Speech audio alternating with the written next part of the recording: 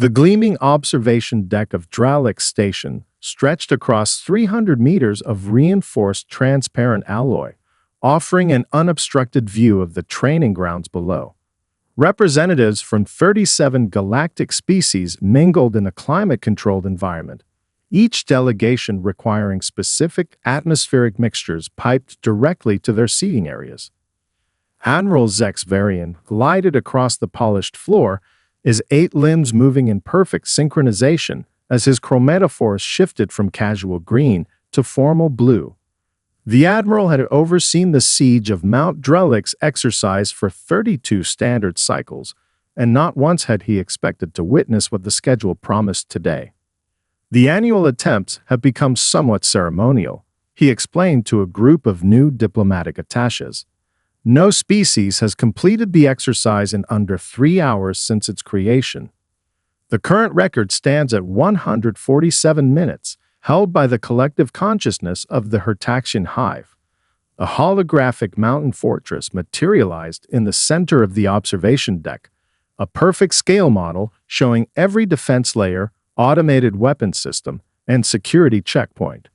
The Corellian mathematicians who designed it had spent decades ensuring it represented the perfect defensive position, one that could only be overcome through meticulous planning, superior technology, and precise execution. Ambassador Ulvex, the Jordian representative whose species had evolved in low-gravity gas giants, drifted forward in his hovering environmental suit. I've heard disturbing reports about today's participants, Admiral. Is it true they come from a Deathworld? A ripple of unease passed through the gathered dignitaries. Deathworlds were rare. Planets with such extreme conditions that evolution took savage, efficient paths. Most spacefaring civilizations emerged from gentle environments where intelligence could develop without constant survival pressure. Class X Deathworld, to be precise, confirmed the Admiral. The third planet of an unremarkable yellow star. Gravity nearly twice galactic standard. Atmospheric pressure that would crush Moravian lungs. Temperature variations that would kill a Palaxian in minutes. Constant radiation bombardment from their ozone-challenged atmosphere. And the biodiversity. He paused, mandibles clicking thoughtfully. Over 8 million distinct species, most engaged in continuous biological warfare against each other. The Corellian senior mathematician, Tilak, stepped forward. His species had designed the exercise based on pure logical optimization. We have analyzed their probability of success using 67 trillion simulations. Their chances of completing the exercise under 3 hours calculate to 0.27%. Under 1 hour, mathematically impossible. The station's ambient lighting dimmed slightly as the main view screens activated, showing the preparation area where contestants would emerge. For a century, the greatest military minds in the galaxy had tested themselves against Mount Drelik's defenses. Strategic planning software had been developed specifically to optimize assault patterns. Specialized equipment had been engineered just to overcome specific obstacles. The Drelik's exercise had become the standard by which military prowess was measured throughout the Alliance. Species that performed well received better defense contracts and higher status in security councils. And now, a primitive species that had achieved faster-than-light travel less than a decade ago presumed to attempt it. They call themselves humans. Admiral Zex Varian announced as the airlock indicators cycled green. And they have requested to attempt the exercise with minimal equipment and a 12-person team. The observation deck fell silent as the airlock doors began to open. Environmental alarms blared across the docking bay as atmosphere scrubbers worked overtime.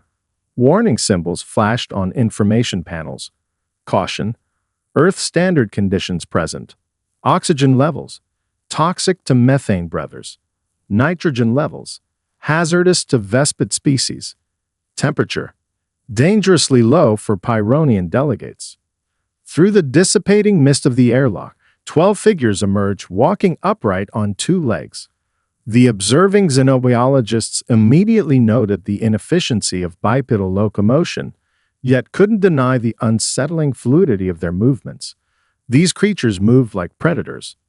Major Alina Chen led her squad with measured steps, each footfall landing with purpose despite the station's lighter gravity. Her dark hair was secured tightly against her scalp, and her eyes, forward-facing like all pursuit predators, scanned the assembled aliens with unnerving focus.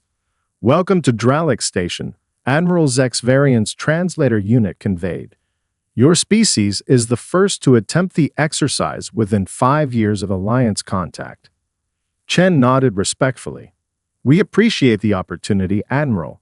Earth is honored to participate in this tradition." Ambassador Talak approached cautiously, flanked by environmental technicians carrying modified breathing apparatus. "Your species evolved in conditions that would kill most sentient life within minutes," he noted with clinical detachment. "We've prepared appropriate accommodations for your biological requirements." Several herbivorous diplomats stepped backward involuntarily when Chen smiled, revealing omnivorous teeth capable of processing both plant matter and flesh. The evolutionary implications weren't lost on anyone present. "We appreciate the concern," Chen replied, "but where we're from, this is just another Tuesday morning exercise." Lieutenant Kowalski, the squad's demolition specialist, rolled his shoulders beneath his lightweight tactical gear. The movement rippled through musculature developed under crushing terrestrial gravity. Next to him, communications specialist Park's eyes darted around the room, processing information at a speed that made the observing Rovians uncomfortable. "Your equipment seems minimal," observed a Centaurian military attaché, tentacles waving toward their simple gear. Previous contestants had arrived with powered exoskeletons, advanced weapon systems, and teams of 50 or more. Sergeant Rivera grinned. "We packed light." Medical Officer Patel stepped forward, her movements displaying the characteristic human balance, an evolutionary development from their species' transition to upright walking. "We've reviewed the environmental conditions of the exercise grounds. They're actually quite pleasant compared to Earth's more extreme regions." The assembled aliens exchanged uneasy glances. Alliance databases classified Earth as having atmospheric pressure variations that would implode Jovarian lungs, temperature extremes that exceeded survival ranges of 90% of known sentients, and radiation levels considered hazardous on most civilized worlds. A holoscreen displayed the human team's specifications.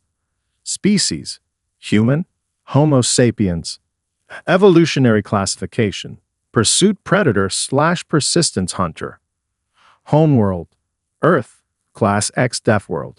Notable adaptations: endothermic temperature regulation, sweat-based cooling system, redundant organ functions, trauma-resistant circulatory system, enhanced pattern recognition, efficient oxygen metabolism.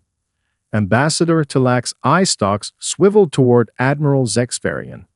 "Their physical parameters exceed safety protocols for the exercise. Simulations indicate potential structural damage to the course itself." The Alliance invitation specified no limitations, Chen interjected, her hearing apparently sensitive enough to catch the whispered concern. "We're prepared to proceed under standard conditions." The Admiral's chromatophores rippled with reluctant agreement. "Very well. The exercise begins in 30 minutes. Your team may proceed to the preparation area." As the humans moved toward the designated chamber, their footsteps echoed with a weight that seemed disproportionate to their size. Several diplomats noticed that despite the station's 0.8 G setting, the humans moved as if completely unaffected by the gravitational difference. "They're not what I expected," murmured a Palaxian observer, compound eyes tracking the departing squad. "No," agreed Admiral Zexvarian. "There's something else entirely." The temporary quarters assigned to the human contingent hummed with quiet activity as holographic projections of Mount Dralix rotated in the center of the room. The station's artificial night cycle had begun 2 hours earlier, but no member of Chen's team showed any sign of requiring rest. Lieutenant Kowalski ran calloused fingers through the blue-tinted projection, identifying features invisible to most observers. The northern face has geological fracture points, consistent with basaltic formations we've blasted through on Mars. His eyes, adapted to Earth's punishing sunlight, caught minute details in the hologram's rendering. The Corellians designed this thinking everyone approaches problems the same way they do, Specialist Park observed, her fingers dancing through scrolling defense protocols. Their algorithms follow perfect mathematical logic, but they've never accounted for human-style cognitive shortcuts. Sergeant Rivera studied the automated defense systems, his pupils dilating in the dim light, another evolutionary holdover from Earth's predatory past. These targeting systems are calibrated for standard alliance physiology. Most species move in predictable patterns to conserve energy. We don't, Chen remarked. Not when we're hunting, agreed Corporal Diaz, the team's infiltration specialist. His compact frame concealed muscle density that would be impossible on lower gravity worlds. Humans developed cognitive flexibility because our environment kept trying to kill us for millions of years. Medical Officer Patel spread medical schematics across her section of the table. Most species evolved with specific environmental adaptations. We evolved to adapt to changing environments. She highlighted comparative physiological data. Every contestant so far has required equipment to compensate for biological limitations. We brought equipment to enhance our biological advantages. The squad fell silent as a gentle chime indicated a visitor. The door slid open to reveal Ambassador Talak, his eye stalks swiveling to take in the active preparations. Most teams rest before the exercise, he observed. Your species requires sleep according to our biological assessment. Chen nodded respectfully. We do, but we've adapted to function effectively without it for extended periods. Another survival trait from Earth. The Corellian mathematicians studied the humans with scientific curiosity. The exercise was designed using perfect mathematical models. Every approach has been calculated. The optimal strategy requires 3 synchronized frontal assaults after weakening perimeter defenses. Specialist Yusuf looked up from her equipment, which she'd been modifying in ways that would mystify Alliance engineers. With respect, Ambassador, mathematics assumes rational actors. Humans don't always choose the mathematically optimal approach, Chen explained. Sometimes we choose the unexpected one.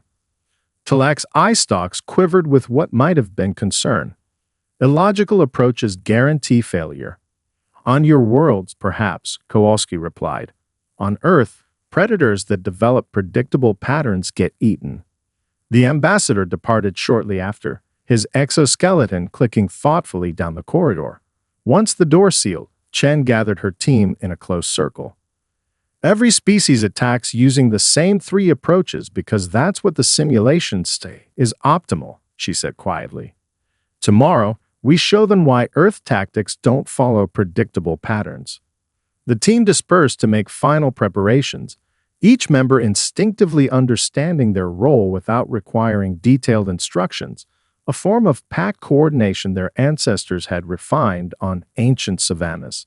Outside their quarters, unnoticed monitoring devices faithfully recorded their activities, transmitting data to increasingly concerned Alliance observers who were beginning to realize that the Deathworlders approached problems in fundamentally different ways than any species they had encountered before. Dawn broke over the artificial landscape as Dralic Station's environmental systems gradually increased light levels to simulate a planetary morning. The exercise ground stretched for 3 kilometers across the station's dedicated training sector, with Mount Dralix rising imposingly at its center. Automated defense turrets gleamed in the simulated sunlight, their sensors already active and scanning. Alliance officials settled into their observation pods, environmental controls adjusted to each species' requirements. The betting pool, technically unofficial but tolerated by station administration, heavily favored the humans, failing within the first 10 minutes. Previous contestants averaged 43 minutes to breach the first defensive perimeter, noted a Jovarian analyst, his gas-filled containment suit bubbling with excitement. I've calculated these humans will require at least 35, assuming they survive the initial response fire. Medical teams stood by, their equipment calibrated for human physiology after rushed overnight preparations. Most were certain the Deathworlders would require emergency evacuation after facing the first defensive layer, regardless of their supposed adaptations. Ambassador Tilak conferred with Admiral Zexperian at the primary observation platform. They spent the night analyzing our fortress design. Most concerning, they appeared to identify structural patterns that should be imperceptible without quantum-level scanning technology. Deathworld eyes, the Admiral replied simply, evolved to spot predators hiding in complex visual environments. The main doors to the preparation chamber slid open, revealing Chen's team. The observers murmured in surprise. Where previous contestants had emerged wearing powered exoskeletons, advanced shield generators, and carrying heavy weaponry, the humans wore lightweight tactical gear that left their limbs mostly unencumbered. They're practically unarmored, gasped a Centaurian military attaché. Incorrect, countered a xenobiologist. Their skin has evolved radiation resistance that exceeds most light body armor. Their skeletal structure has self-reinforcing properties under stress. Their muscle density would stop projectiles that would penetrate Moravian tissue layers. Chen surveyed the course with eyes evolved to track movement across vast African plains. Her squad spread out in a loose formation unlike any previously documented approach. Through their communication implants, she addressed her team. Final equipment check, she broadcast. Remember, we're not just representing Earth. We're showing the galaxy why evolution on a death world creates different solutions. Lieutenant Kowalski checked his demolition packs, each containing compounds that would be considered highly unstable on most worlds, but were standard mining materials on Earth.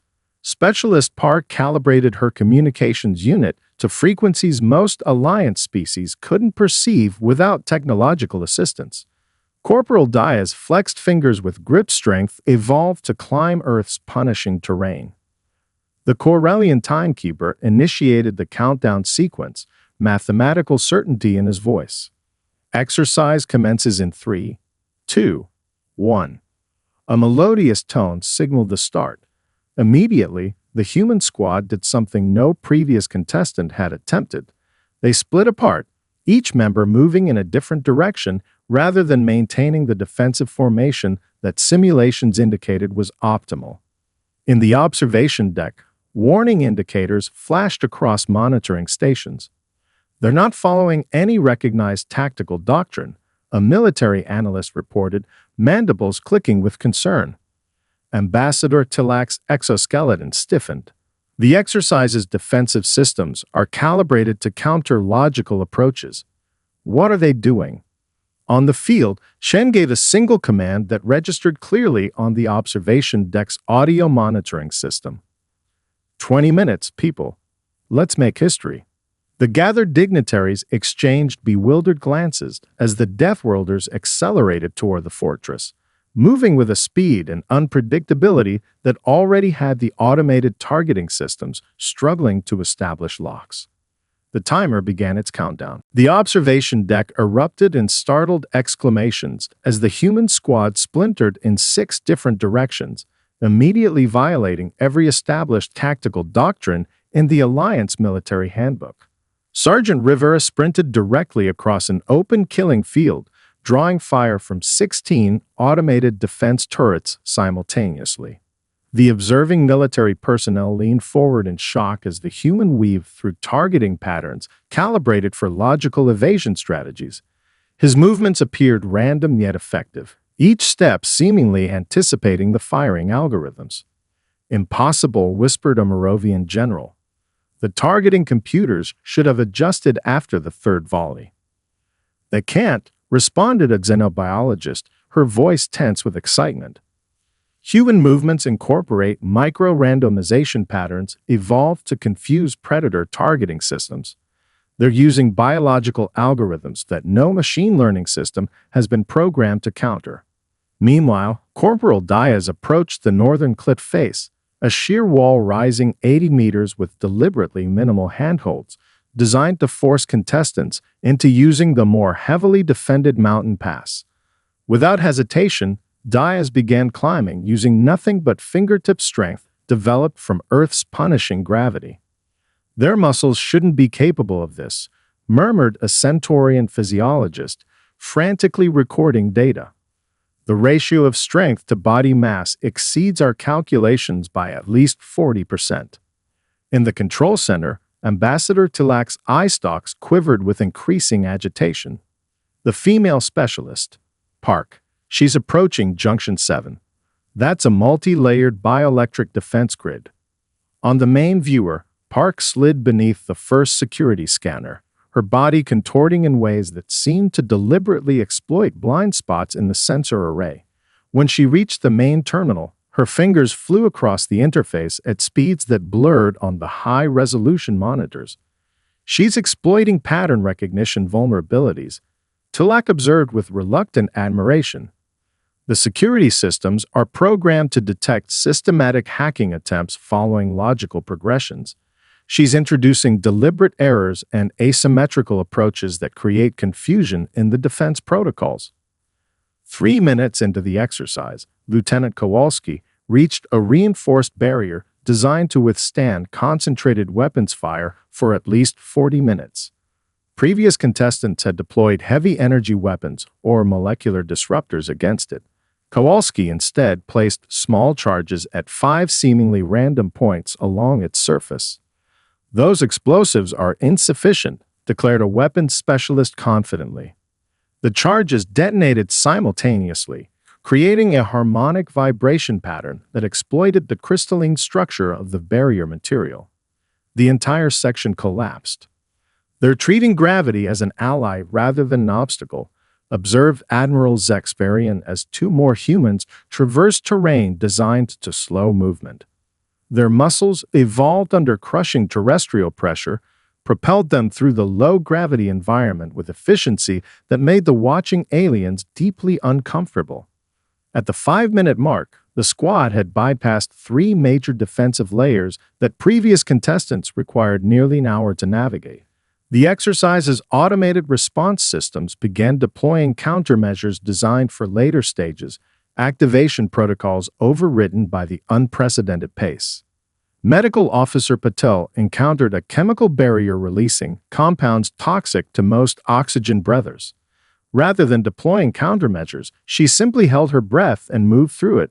Her terrestrial lungs evolved to function in Earth's variable atmosphere, allowing her to operate without oxygen for minutes at a time. "Their physical capabilities exceed our species' capability index by alarming margins," reported a monitoring technician. "They're displaying adaptations that shouldn't coexist in a single evolutionary path." Ambassador Tilak's calculations began showing error messages as the humans invalidated core assumptions about biological limitations. His voice, normally measured and precise, wavered slightly. "Their approach is completely non-standard. They're not following any tactical doctrine we've ever encountered." "No," Admiral Zexverian agreed, mandibles clicking thoughtfully. "They're following something much older, something written into their genetic code by millions of years, surviving on a world that tried constantly to kill them." Lieutenant Kowalski reached the northeastern quadrant, where previous contestants spent hours navigating a labyrinthine defense network. According to exercise records, this section alone typically consumed 20% of the team's total completion time. The lieutenant paused briefly, head tilted as though listening to the mountain itself. "What is she doing?" asked a Vespid tactical officer. "Listening," replied a xenobiologist. Human auditory systems evolved to detect minute variations in sound patterns, originally to locate prey and avoid predators.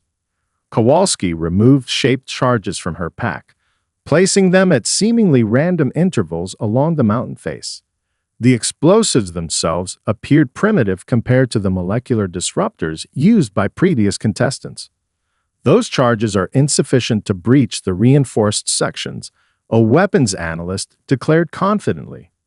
Kowalski activated her communicator. "Charges placed. Everyone clear the resonance zone."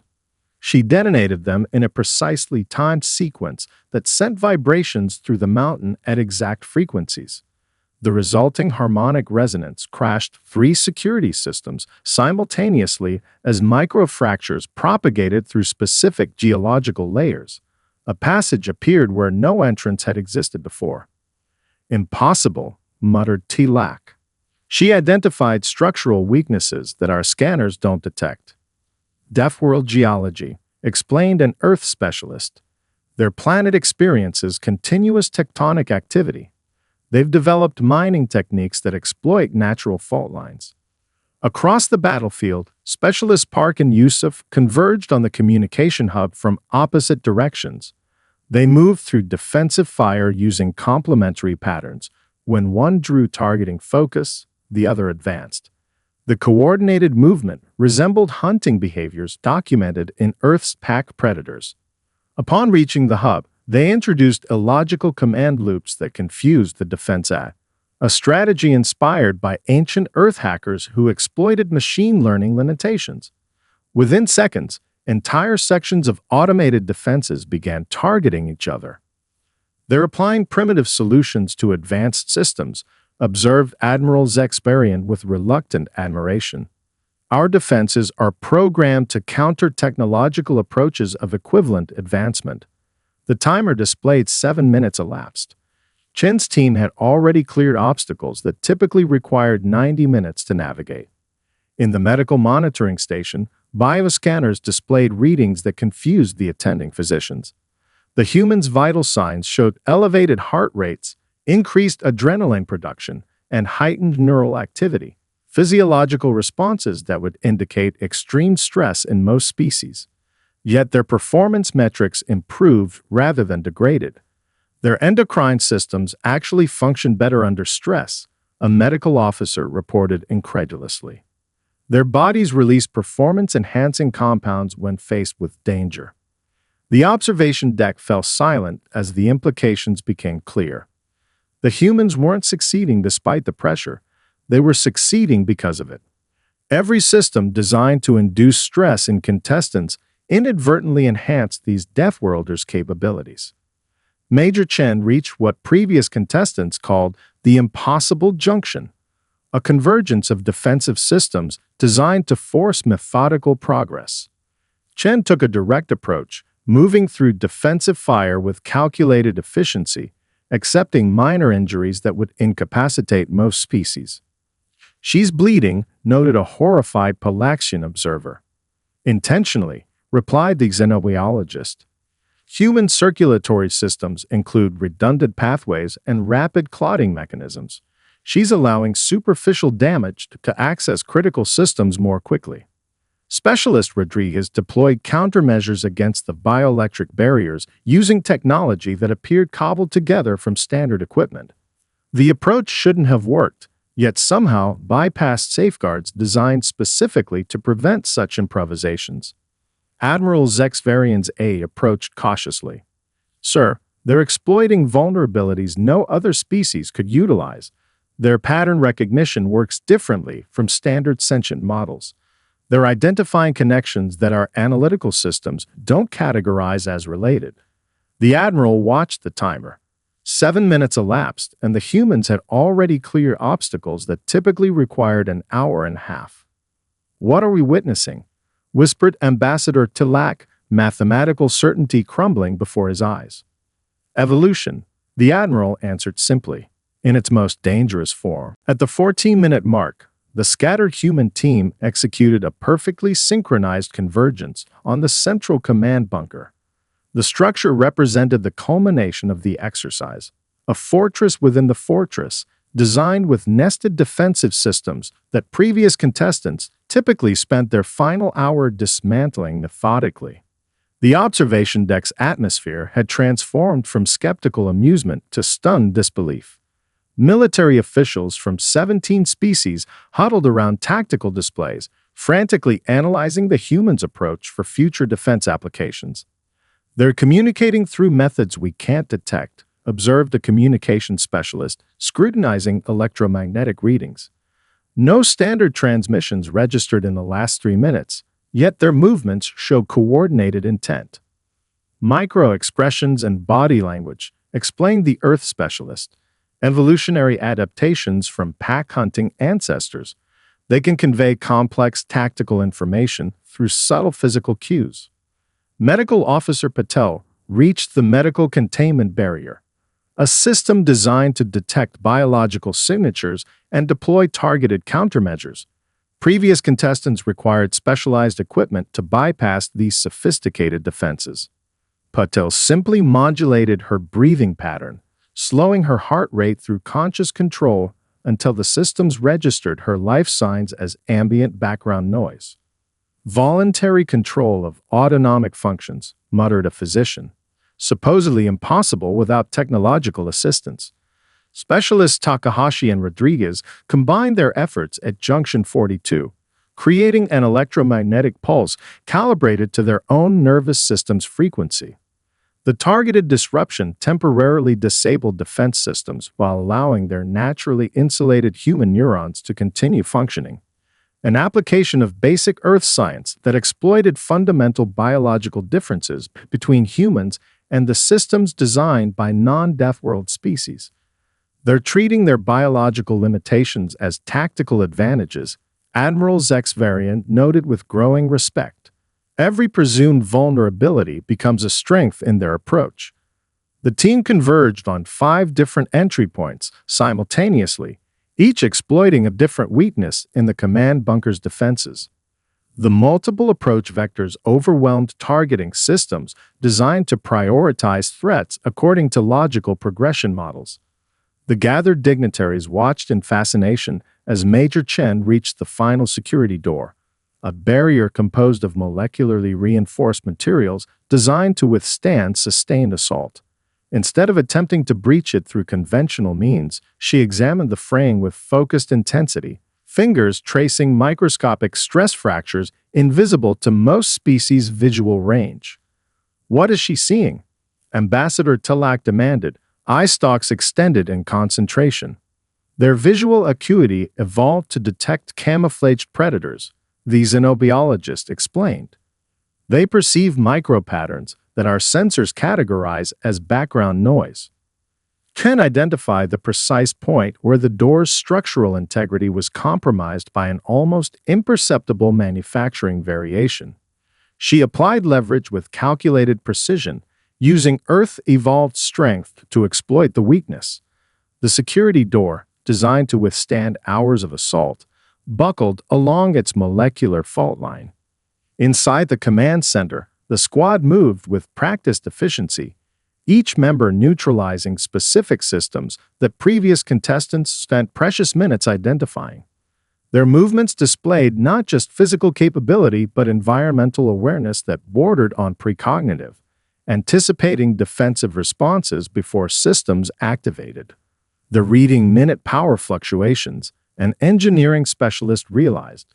Their sensory systems detect electromagnetic variations that precede system activation. Major Chen reached the central control node, bypassing the standard interface entirely.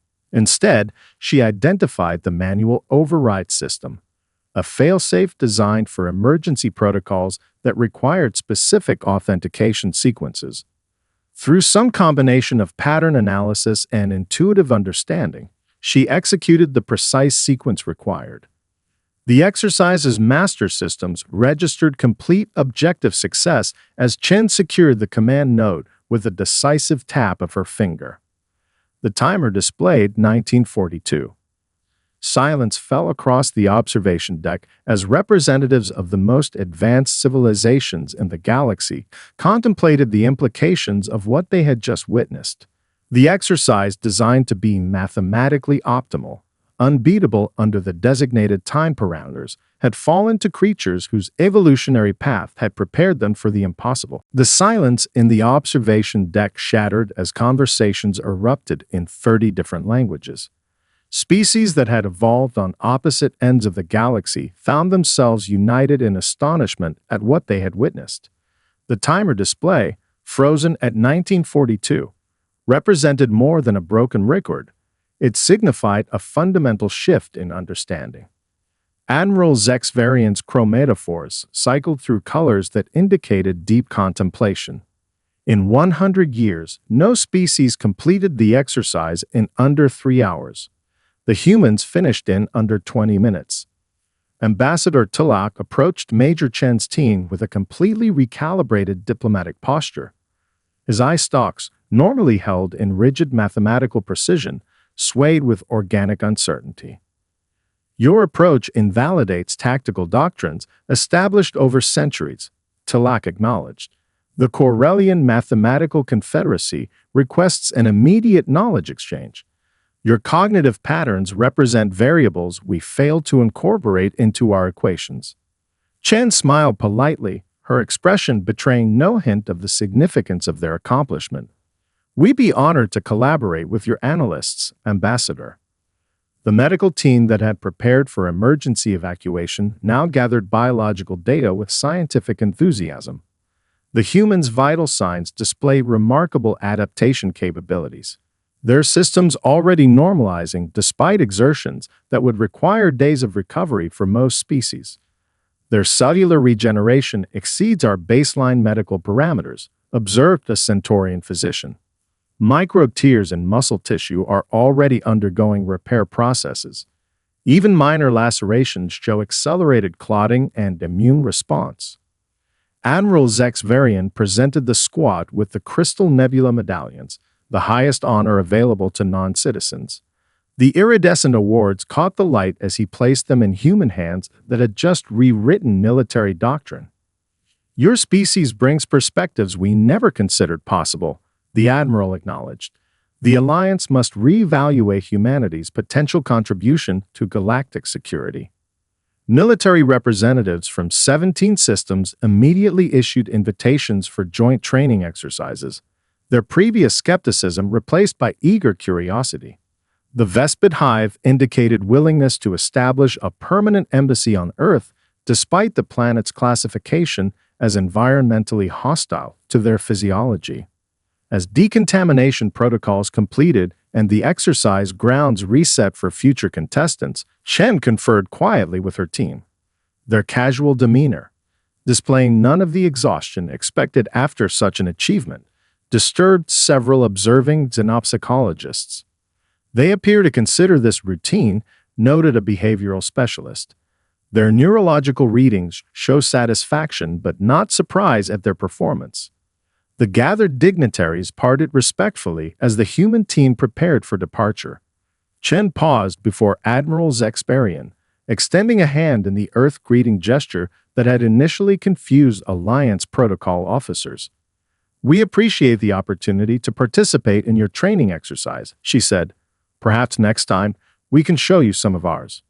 The diplomatic corps exchanged nervous glances, suddenly understanding that humanity's potential extended far beyond their physical capabilities. Earth training regiments, developed on a world where evolution rewarded adaptation above all else, might contain insights that could transform galactic military doctrine. As the humans departed, Ambassador Tulak initiated urgent communication with the Corellian High Council. The mathematical models that had guided their civilization for millennia required immediate recalculation to account for variables previously considered impossible. Commander Vexinar, the Alliance's senior military strategist, approached Admiral Zexperian with uncharacteristic hesitation. "We must reassess humanity's classification in our species capability index. Their demonstrated abilities exceed every parameter in our current evaluation framework." "Yes," agreed the Admiral, watching the departing humans with newfound respect. "And we must consider the implications carefully." The Deathworlders hadn't just broken the record, they had shattered assumptions about what sentient life could achieve when forged in the crucible of a world that had tried to kill them at every evolutionary turn. In the data archives of Drelix Station, the exercise records updated with a new notation. Exercise completion, 1942. Species, human. Methodology, under review.